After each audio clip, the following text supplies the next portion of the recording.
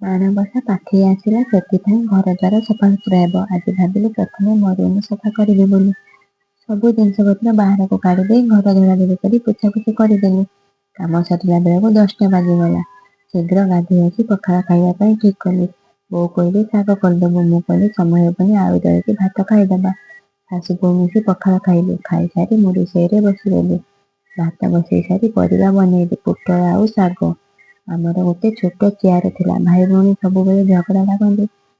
ଜଣେ ଫେରିବାଲା ଯାଉଥିଲା, ମୁଁ ଡାକିଲି ବୋଉଙ୍କୁ କହିଲି ବୋଉ ଚେୟାର କିଣିବା। ବୋଉ କହିଲେ ହଉ ଚାଲେ।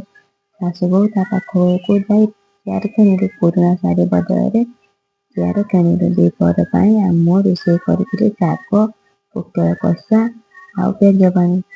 ନୂଆ ଚେୟାର ପାଇଁ ଭାଇ ଭଉଣୀ ଟଣା ଘୋଷରା ଲାଗୁଥିଲେ। ତା ଭିତରେ ମୋର ରୋଷେଇ ସରିଗଲା। ମୋ ପୁଅକୁ ଖୁଆଇ ନିଜେ ଖାଇଦେଲି। ରହିଲି ଜୟ ଜଗନ୍ନାଥ। ଭୁଲ ଥିଲେ କ୍ଷମା କରିଦେବେ।